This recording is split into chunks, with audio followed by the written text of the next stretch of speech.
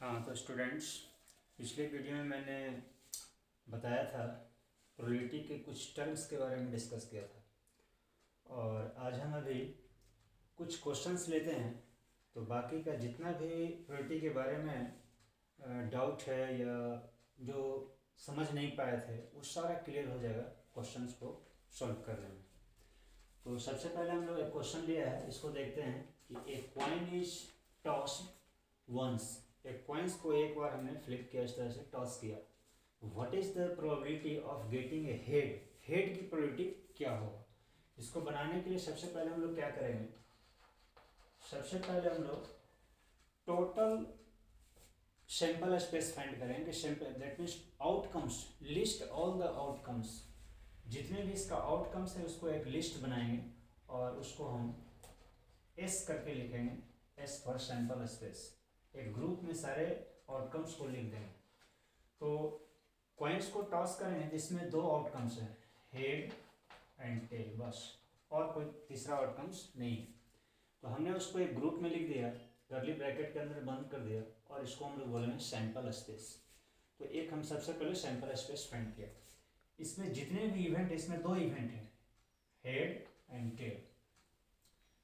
ये इवेंट्स को हम लोग सैंपल पॉइंट भी बोलते हैं। Each event is known as sample point and group of events is known as sample space. तो जितने भी सैंपल पॉइंट हैं उसको हम लोग जानेंगे कि इसमें हाउ मेनी सैंपल पॉइंट्स, उसको हम total number of sample space से इंडिकेट करते हैं। Number of sample space that means इसमें कितने एलिमेंट्स हैं। इसमें दो एलिमेंट है, इसको हमने लिख दिया 2।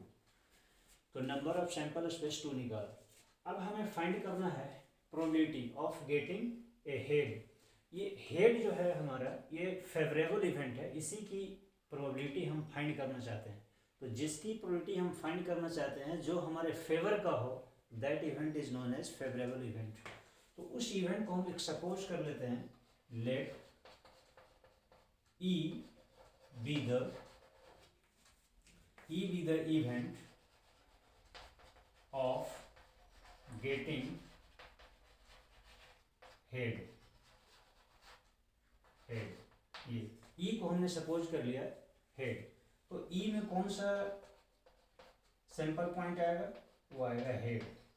ये जो हमने इवेंट सपोज किया कि ये हमारा फेवरेबल इवेंट हो गया, और इस फेवरेबल इवेंट में कौन सा सैंपल पॉइंट है? सिर्फ हेड है। इसी की प्रोबेबिलिटी हम फाइंड करना चाहते हैं। इसकी संख्या कितनी है? 1 है। That means number of sample point in this event, in this favourable event is only 1। तो हम लोग लिखेंगे number of E is equal to 1। बस, अब हम फॉर्मूला लिखेंगे प्रोबेबिलिटी ऑफ ई। ई हमारा कौन सा इवेंट है? ये हमारा फेवरेबल इवेंट है, इसकी प्रोबेबिलिटी फाइंड करना चाहते हैं। तो probability of E is equal to, formula हमने बताया था पिछले वीडियो में, number of E by number of S. Number of favourable event divided by number of sample space. तो नंबर ऑफ ई हमने यहाँ पर निकाला है 1, ये लिख दिया 1, और नंबर ऑफ सैंपल स्पेस 2 है, 2 लिख दिया। बस, number of probability of E that means probability of favourable event is 1/2। तो हेड की प्रोबेबिलिटी हमारा निकल गया 1/2। ई हमने हेड को सपोज किया था, तो probability of head is equal to 1/2। आप यहाँ पर हेड भी लिख सकते हैं, कोई दिक्कत नहीं। तो इस तरह से हम लोग निकालते हैं। इसमें एक चीज़ हमको समझना है, इसी क्वेश्चन के थ्रू हमको समझना है, क्या समझना है? Equally likely event. Equally likely event समझने के लिए हम ये समझेंगे कि एक इवेंट तो हमने सपोज कर लिया है, हेड को एक इवेंट सपोज कर लिया है। इसमें बाकी दूसरा इवेंट क्या है? टेल है। तो टेल की प्रोबेबिलिटी अगर हम निकालना चाहें, प्रोबेबिलिटी ऑफ टेल, तो डायरेक्ट भी आप निकाल सकते हैं। इतना आप ना भी करेंगे तो भी आप डायरेक्ट प्रोबेबिलिटी निकाल सकते हैं, प्रोबेबिलिटी ऑफ टेल। तो probability of tail that means tail कितना है इसमें, हाउ मेनी टेल्स? तो टेल ओनली 1 है, तो 1 ऊपर लिख देंगे। और टोटल कितने हैं? टोटल सैंपल स्पेस 2, नीचे लिखेंगे टोटल। फिर टेल की प्रोबेबिलिटी निकल गया। तो प्रोबेबिलिटी ऑफ हेड की प्रोबेबिलिटी हमने निकाला 1/2, और टेल की भी प्रोबेबिलिटी निकाला है 1/2। तो इसमें आप देखिए कि दो इवेंट है और दोनों की प्रोबेबिलिटी सेम है। तो अगर ऐसा इवेंट हो जिसकी प्रोबेबिलिटी सेम हो, जितने भी इवेंट है उसमें सबकी प्रोबेबिलिटी अगर सेम है, तो that events are known as equally likely event. जितने भी इवेंट हैं उसकी प्रोबेबिलिटी अगर सेम हो तो that all the events are known as equally likely event.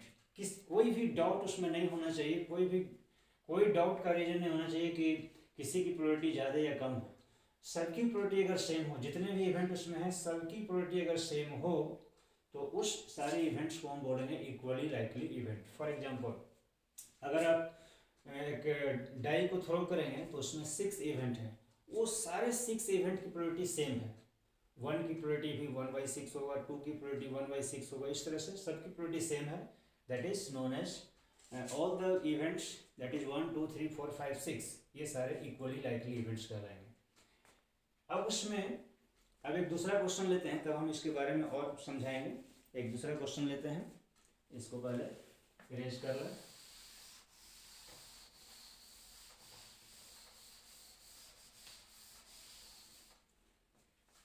एक दूसरा क्वेश्चन लेते हैं। A die is thrown, a die is thrown once, एक बार उसको थ्रो किया गया। व्हाट इज द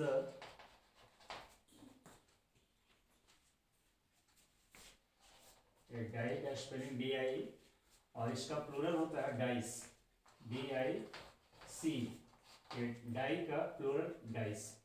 तो हम डाई यहाँ पे चलो एक डाई लिया है, तो a die is thrown once, what is the probability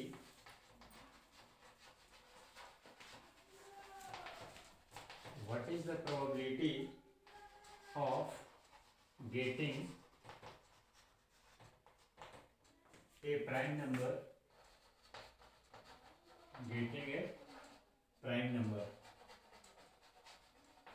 अब ये देखिए, इस क्वेश्चन के थ्रू हम बहुत सारे चीज और दूसरा टर्म समझेंगे इसके बारे में। सबसे पहले हम लोग देखते हैं कि a die is thrown once, what is the probability of getting a prime number. तो सबसे पहला काम हमारा है सैंपल स्पेस तैयार करना। सैंपल स्पेस, एस का वैल्यू फाइंड करते हैं। Sample space that means list all the outcomes. तो लिस्ट ऑल द आउटकम्स कैसे पता करेंगे? ए डाई इज थ्रोन वंस, एक डाई को एक बार थ्रो किया गया, क्या क्या आ सकता है? तो आ सकता है 1 भी आ सकता है, 2 भी आ सकता है, 3 भी आ सकता है, 4 भी आ सकता है, 5 भी आ सकता है, 6 आ सकता है, 7 नहीं आ सकता है। ये हमारा सैंपल स्पेस तैयार हो गया। सबसे पहले हमने सैंपल स्पेस लगा लिया। अब उसके बाद नंबर ऑफ एस, मतलब कि इसमें कितने पॉइंट्स हैं, कितने और सैंपल पॉइंट्स हैं, 6 सैंपल पॉइंट है। तो number of S equal to 6 हो गया, 6 सैंपल पॉइंट है। अब हम इवेंट्स को, किस इवेंट की प्रोबेबिलिटी फाइंड करना है? What is the probability of getting a prime number. इस प्राइम नंबर जो इवेंट है उसको हम सपोज करेंगे, let E be the event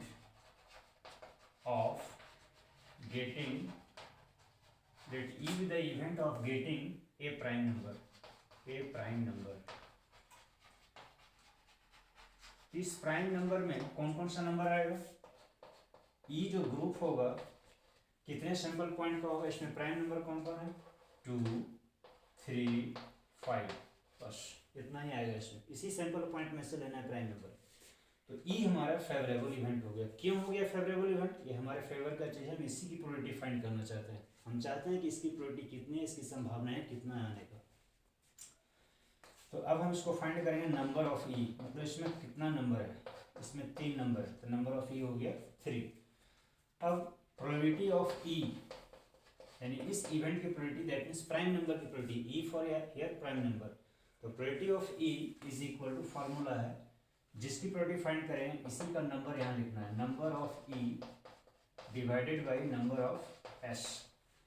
तो नंबर ऑफ ई हम यहाँ निकाल चुके हैं, नंबर ऑफ ई है 3, तो 3 लिख दिए, और नंबर ऑफ एस ऊपर में निकाल चुके हैं 6, 3/6 दैट इज 1/2। इसको काट दिए 1/2। तो प्रोबेबिलिटी ऑफ ई 1/2। अब यहाँ पर हमको एक चीज सीखना है, हम ये जानना चाहते हैं प्रोबेबिलिटी ऑफ द इवेंट। यहाँ पर द इवेंट क्या है? द इवेंट प्राइम नंबर है। अब इस द इवेंट को छोड़ करके जो हमने इवेंट सपोज कर लिया, कंसीडर किया है जो इवेंट को, उसके अलावा इसमें कौन सा इवेंट बच गया? उसमें इवेंट बच गया, जो इवेंट बच गया उसको हम लोग बोलते हैं नॉट ई, उसको डिनोट करते हैं नॉट ई। तो नॉट ई क्या है? नॉट ई है जो ई को छोड़ के बच गया इवेंट, उसको हम लोग बोलते हैं नॉट ई। तो अगर इसकी प्रोबेबिलिटी ऑफ निकालना चाहें तो not E, probability of not E को इस तरह से भी इंडिकेट कर सकते हैं, लिख सकते हैं प्रोबेबिलिटी ऑफ, इसके ऊपर बार भी दे सकते हैं, इसको बोलते हैं प्रोबेबिलिटी ऑफ नॉट ई। तो प्रोबेबिलिटी ऑफ नॉट ई निकालने के लिए हमको निकालना होगा नंबर ऑफ नॉट ई, ये नॉट ई इस तरह से बार दे करके इंडिकेट करते हैं बाई नंबर ऑफ एस।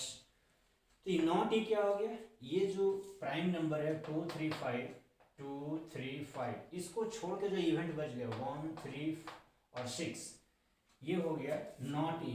जैसे हम इसको इस तरह से लिख सकते हैं, नॉट ई में क्या क्या लिख सकते हैं? 1 लिख सकते हैं, 4 लिख सकते हैं और 6 लिख सकते हैं। ये नॉट ई में आ गया। ये नॉट ई को इस तरह से इंडिकेट करते हैं, तो लिख सकते हैं नॉट ई, और इसको डिनोट किया गया इस तरह से नॉट ई को। और इसमें नंबर कितना हो गया? नंबर ऑफ नॉट ई कितना हो गया? नंबर ऑफ नॉट ई इसमें भी 3 है, तो नंबर ऑफ नॉट ई हमने निकाल दिया है 3। अब भाई नंबर ऑफ सैंपल स्पेस तो शुरू में निकाला है, ये 6, दैट इज 1/2। मेरा कहने का मतलब है कि प्रोबेबिलिटी ऑफ ई और प्रोबेबिलिटी ऑफ नॉट ई, दोनों की प्रोबेबिलिटी अगर हम ऐड कर देंगे तो वो 1 के इक्वल आएगा। तो ये आप समझना है कि एक फार्मूला हो गया, probability of E plus probability of not E is equal to always 1। किसी भी सैंपल स्पेस को अगर 2 भाग में बांट कर देंगे और एक भाग को प्रोबेबिलिटी ऑफ ई कहेंगे तो दूसरा हो जाएगा प्रोबेबिलिटी ऑफ नॉट ई, और दोनों की प्रोबेबिलिटी को ऐड करेंगे तो 1 आएगा।